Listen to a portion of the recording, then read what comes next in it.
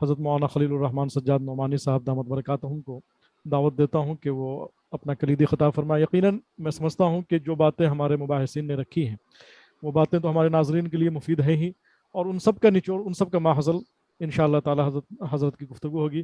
میں اپنے تمام ناظرین سے، اپنے تمام مباحثین سے درخواست کروں گا کہ حضرت کی باتوں کو غور سے سنیں اور ان نکات پر پھر آگے اپنے اپنے طور پر کام کرنے کی کوشش کریں۔ حضرت والا جی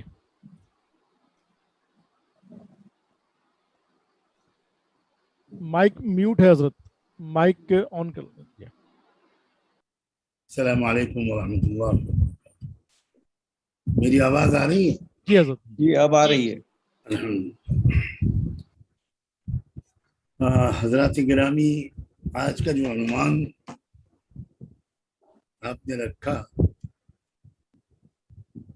اس کے دو حصے ہیں۔ ایک تو ہے موجودہ سیاسی صورتحال میں، یہ پہلا حصہ ہے۔ دوسرا حصہ ہے مسلم نوجوانوں کا کردار۔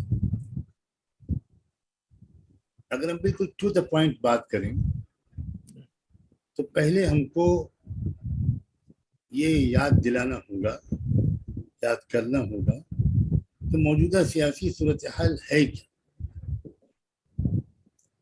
چونکہ وقت بہت ہو چکا ہے تو میں بالکل اشاروں میں بات کروں گا تاکہ آپ حضرات کا بھی زیادہ وقت نہ لگے۔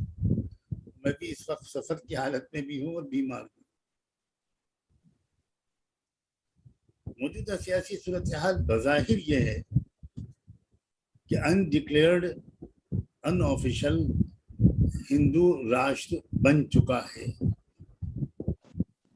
اور آفیشلی ڈکلریشن اور قانونی کارروائیاں باقی ہیں، جس کی طرف بظاہر بہت اچھی تیز رفتار سے بڑھنے کی کوشش کی جائے۔ لیکن یہ کم سے کم مجھے کامل یقین ہے کہ یہ شارٹ ٹرم مستقبل کی تعبیر ہے۔ لانگ ٹرم میں ملک کا نقشہ بہت کچھ اور بننے والا ہے۔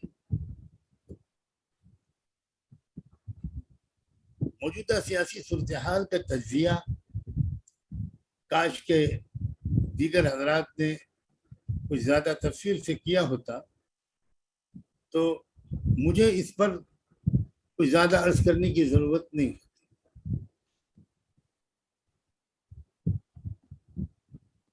ملک میں کہا جاتا ہے کہ اکثریت ہندوؤں کی ہے اور اقلیت مسلمانوں کی اور کچھ اور مذہبی اکائیوں کی ہے۔ اس جھوٹ کا پردہ فاش ہوتا چلا جا رہا ہے۔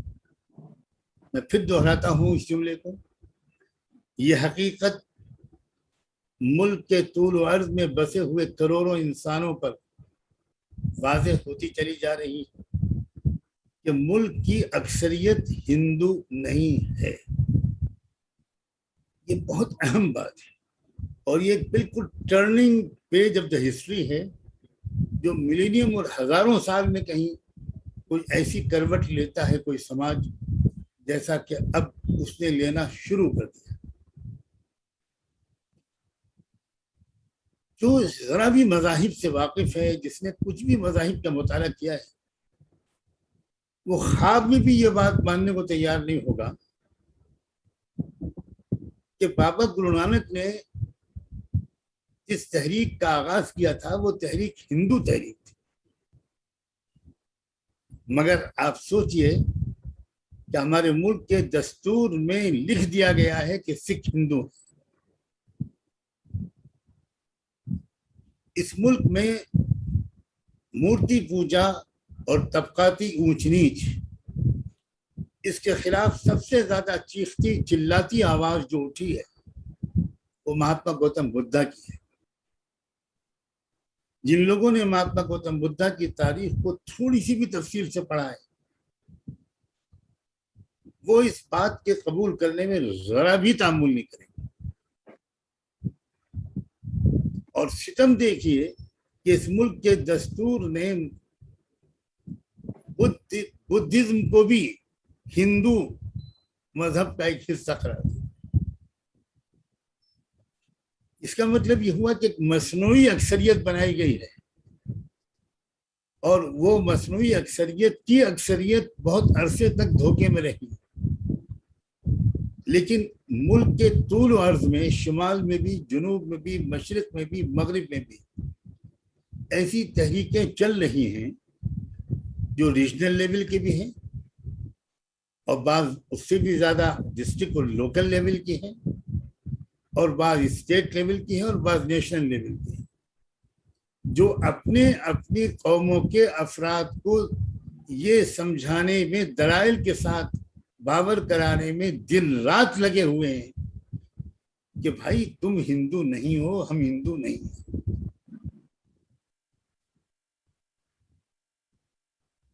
خوش قسمتی کہیے یا بدقسمتی، پچھلے 15-20 سال سے میرا کچھ خاموش رابطہ میری بہت معمولی سی صلاحیت کے مطابق اور بہت حقیر وسائل کے بلبوتے پر ملک کے طول و عرض میں چلنے والی ایسی زمینی تحریکوں سے ہے۔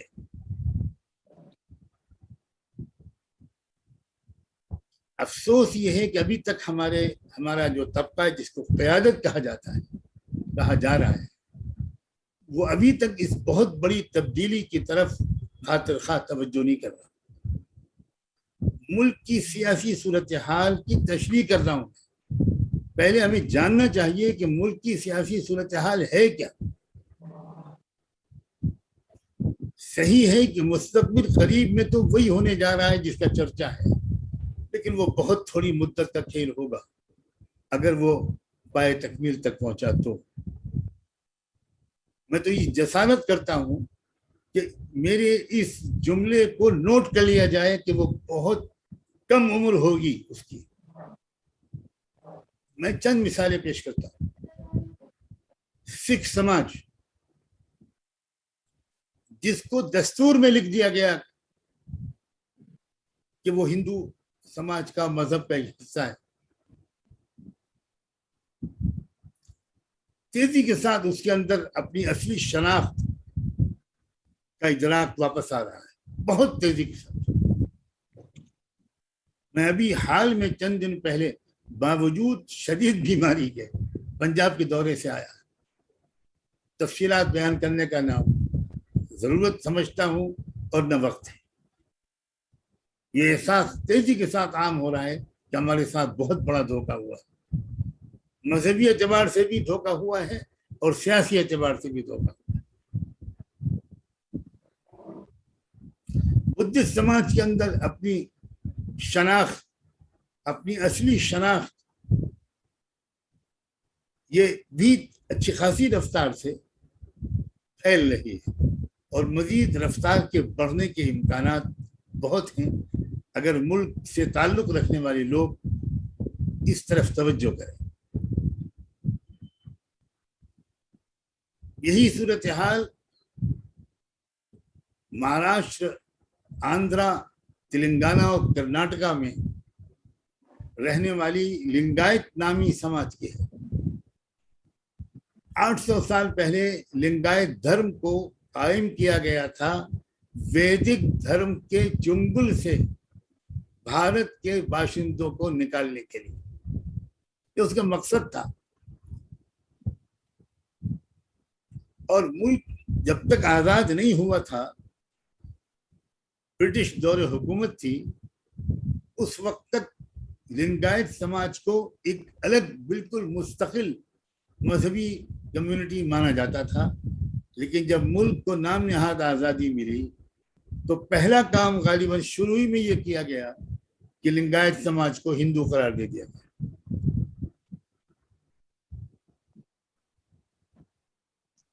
تامل ناڈو کی آبادی کا جو حال ہے وہ آپ جانتے ہیں، پوری ڈریوڈین قوم کا جو حال ہے وہ آپ کو جانتے ہیں، اور اگر کوئی بھی عام سننے والوں میں نہیں جانتا ہو تو اسے ڈریوڈینز کی تھوڑی سی تاریخ پڑھ لینی چاہیے۔ تو یہ مصنوعی طور پر سب کو ہندو بنایا گیا ہے، اور وہ بھی سیاسی طور پر بنایا گیا ہے، مذہبی طور پر ان میں سے کسی کو ہندو تسلیم نہیں کیا جاتا۔ تو یہ جو ظلم ہوا ہے، فراڈ ہوا ہے، یہ اب دور ہو رہا ہے. ایک پھر آبادی، بیداری اور اویئرنیس بڑھ رہی ہے بھارت کے مختلف سماج کے لوگوں میں. مثالیں میں اور کچھ سماجوں کی بھی دے سکتا ہوں، وقت بچانے کے لیے گریز کر رہا ہوں. یہ جو صورتحال ہے، اس سے بہت پریشان ہیں وہ لوگ. وہ منسمرتی والے لوگ بہت زیادہ پریشان ہیں کہ انہوں نے بڑی زبردست حکمت عملی کے تحت ایک منصوبہ بند طریقے پر اس ملک کی اکثریت کو، جو ہندو نہیں تھی، اس کو انہوں نے ہندو بنایا تھا. اور پھر اکثریت اور اقلیت اور ایک قوم اور دو قوم کے مسائل کھڑے ہوئے تھے. اب یہ بیداری پھیل گئی، یہ بڑھ گئی. میں اس عنوان کے دوسرے حصے کی طرف وقت بچانے کے لیے فوراً آتا ہوں، اور وہ ہے مسلم نوجوانوں کا کردار. یہ ہے آج کا موضوع، اور ایمفیسس ہونا چاہیے تھا آج کے اس پورے سیشن میں کہ مسلم نوجوانوں کا ملک کی موجودہ سیاسی صورتحال میں کیا کردار ہونا چاہیے. بہت بڑا کردار ان کا ہو سکتا ہے. ملک میں ایک بہت ایسی تبدیلی، جس تبدیلی کا لانا ہمارا فرض ہے، کیونکہ اسلام کا تو مقصد، ایک بہت بڑا مقصد انبیاء علیہ السلام کے بھیجے جانے کا، اور کتابوں اور صحیفوں، آسمانی کتابوں اور صحیفوں کے اتارے جانے کا ایک بڑا مقصد قرآن نے یہ بتایا ہے کہ لِيَقُومَ النَّاسُ بِالْقِسْطِ، تاکہ انصاف قائم ہو، لوگ انصاف قائم کریں، ہر قوم کو انصاف ملے. انصاف کا حصول یہ ہمارا نصب العین نہیں ہے. انصاف کے حصول کے ساتھ انصاف کا قیام ہمارا اصل نصب العین ہے. اور یہ خیالی باتیں نہیں ہیں، قطعاً خیالی باتیں نہیں ہیں.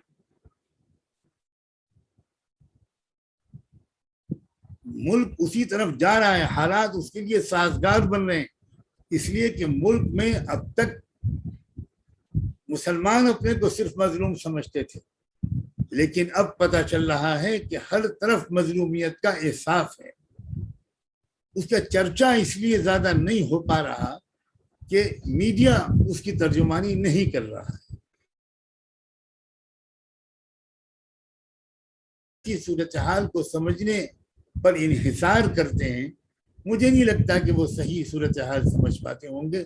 جو زمین میں چل پھر کر، گاؤں گاؤں جا کر، مختلف طبقات سے مل کر، براہ راست تعلقات بنا کر ان کی باتیں سنتے ہیں، میں یقین سے کہہ سکتا ہوں کہ ملک کی حقیقی سیاسی اور سماجی صورتحال کا اندازہ ان کو زیادہ بہتر طریقے پر ہو سکتا ہے.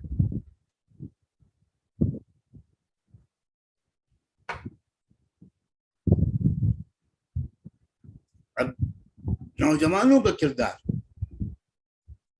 اور صرف نوجوانوں کا نہیں، تھوڑا سا مجھے اجازت دیجیے، ملت اسلامیہ کے تمام طبقات کو مجتمع کر کے ان کی وسائل کو اور صلاحیتوں. سیاست کسے کہتے ہیں؟ عربی زبان میں سیاست کا جو ترجمہ ہے وہ یہ ہے کہ انسانی وسائل اور صلاحیتیں. آج کی زبان میں ہم کہہ سکتے ہیں کہ financial resources and human resources, ان دونوں کو آرگنائز کر کے معاشرے کی ہر پہلو سے ترقی کے لیے استعمال کرنا. آل راؤنڈ ڈیولپمنٹ، اخلاقی ترقی بھی ہو، معاشی ترقی بھی ہو، روحانی ترقی بھی ہو، مادی ترقی بھی ہو. ہر طرح کی ترقی کے لیے وسائل اور صلاحیتوں کو منظم کر کے استعمال کرنا، یہ ہے عربی زبان کی میں سیاست، جو اسلام کا جز ہے.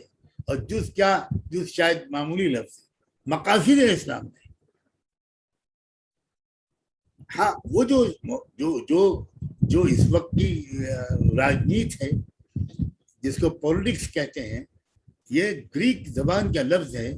گریک میں بولا جاتا تھا پولیتی، یعنی بائی ہک اور بائی کروک، کسی بھی طریقے سے سطح پہ قابض ہونا، پاور کو کیپچر کرنا. ظاہر ہے اب یہ بات وضاحت سے کہیں بھی جا چکی کہ یہ اسلامی سیاست نہیں ہے. دوسری بات، ذرا دیکھیے نمونے کامل اصل ہمارے رہبر رحمت دو عالم صلی اللہ علیہ وسلم نے کیا حکمت عملی اختیار کی. جب بات آئے گی حکمت عملی کی اور لاہ عمل کی، تو ہمیں اللہ کے رسول سے زیادہ جامع اور ریلیونٹ رہنمائی کہیں اور سے نہیں مل سکتی. آپ غور تو کیجئے کہ پورے جزیرے عرب میں ایک قبیلے کو چھوڑ کر سارے قبیلے کے لوگ یہ مورتی پوجا کرتے تھے، بت پرست اور مشرک تھے. لیکن اللہ کے رسول صلی اللہ علیہ وسلم کو جیسے جیسے موقع ملتا چلا گیا، آپ نے ہر قبیلے کی الگ لیڈرشپ سے معاہدات کیے، یعنی ٹرائبل آئیڈینٹی کے ساتھ آپ نے ڈیل کیا، قبائلی شناخت کو ترجیح دی، ان کو ایک مذہبی وحدت قرار دینے کی غلطی نہیں کی، جو غلطی ہم بھارت کے مسلمانوں سے ہوئی ہے. ہم نے اس پوری تعداد کو ایک مذہبی وحدت قرار دے دیا. یہ کیونکہ خلاف سنت عمل تھا، نبی کے طریقے کے خلاف چلنے میں کبھی بھی کامیابی نہیں ہو سکتی. اور ہم سے جانے انجانے میں یہ غلطی اب تک ہوئی، کوئی بات نہیں، قومیں سبق سیکھتی ہیں اور قوموں کے اندر بیداری آتی ہے، کچھ وقت چلا جاتا ہے. یہیں پر آ کر نوجوانوں کی اہمیت ہے. میں پوری طرح متفق ہوں اس بات سے کہ ہمیں اپنے نوجوانوں کو ایجوکیٹ کرنا چاہیے. ہمیں اپنے نوجوانوں کو، سچی بات یہ ہے کہ سیاسی سوجھ بوجھ دینے میں ہم 100% تقریباً ناکام رہے، اور ممبر و محراب کے خدام کی حیثیت سے ہم علماء کو بھی اس ذمہ داری کا بڑا حصہ تسلیم کرنا چاہیے کہ یہ ہماری غلطی ہے.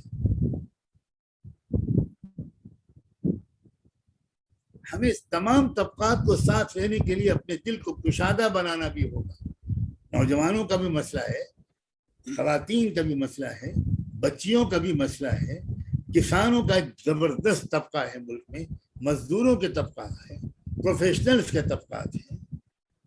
ہمیں سب طبقات کو اور ہر ایک کو اس کی اپنے میدان، ایکسپرٹیز کے میدان میں استعمال کرنا ہوگا.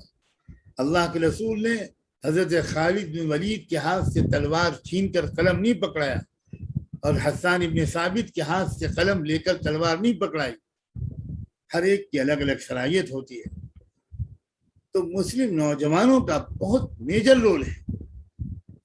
اور میں سچ کہتا ہوں مسلم نوجوانوں نے ثابت کر دیا ہے کہ ذرا نم ہو تو یہ مٹی بہت زرخیز ہے. صاحب ہمیں محبت کے ساتھ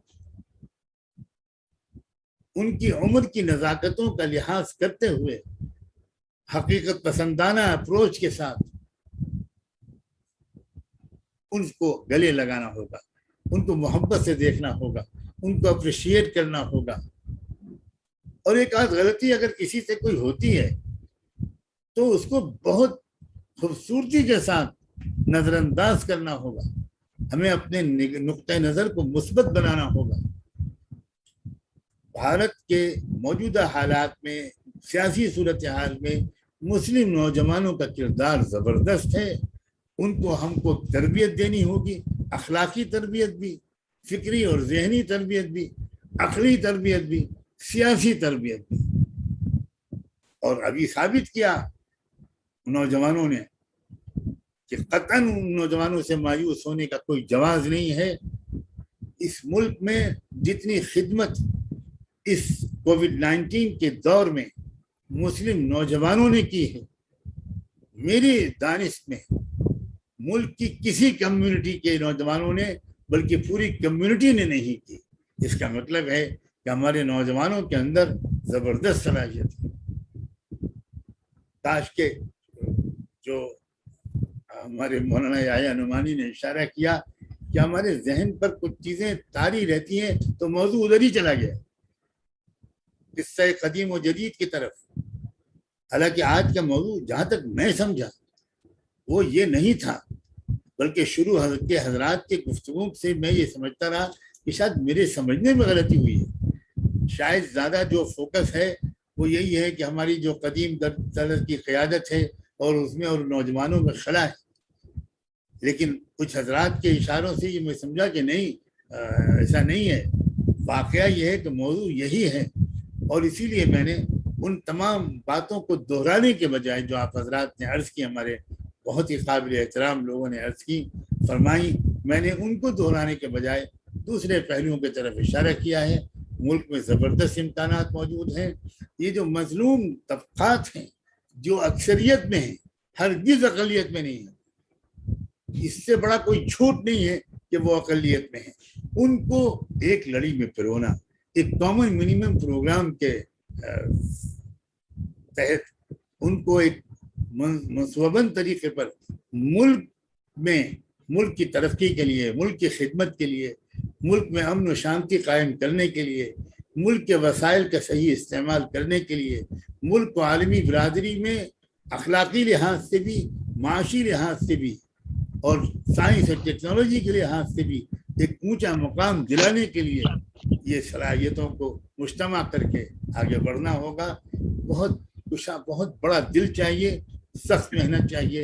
امید ہے کہ انشاءاللہ یہ جو نوجوان علماء اہل دانش نظر آ رہے ہیں اس قسم کے پروگراموں میں آئے دن سامنے آتے ہیں، خدا کرے کہ اب یہ بات ہم لوگ ایک اسکرین سے آگے بڑھ کر کہیں پر جمع ہو کر کوئی مشترکہ لائحہ عمل خالص پریکٹیکل بنائیں، جس میں ان تمام طبقات کو کی صلاحیتوں کو اور وسائل کو استعمال کریں، اچھی تربیت کے ساتھ، محبت کے ساتھ، حسن ظن کے ساتھ، نیک توقعات کے ساتھ.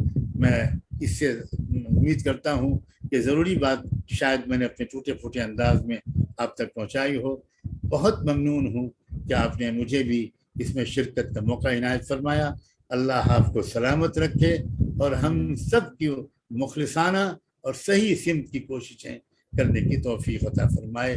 وآخر دعوانا الحمدللہ. جزاکم اللہ خیرہ. بہت بہت شکریہ حضرت کہ آپ نے علالت کے باوجود، سفر انتہائی صعوبت والے سفر کے باوجود آپ نے اپنا قیمتی وقت دیا اور ہم نوجوانوں کے لیے رہنمائی کی.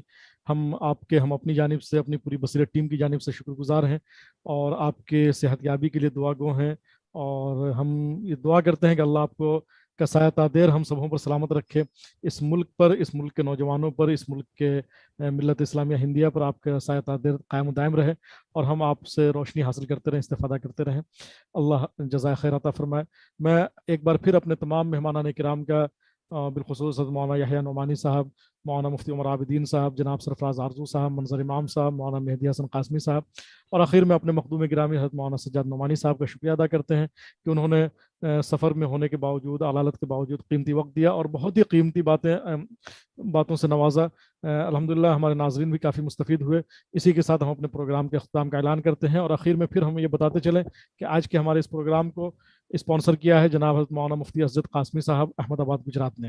جی السلام علیکم ورحمۃ اللہ وبرکاتہ. جی حضرت بہت بہت شکریہ. جزاکم اللہ خیرہ. جزاکم اللہ.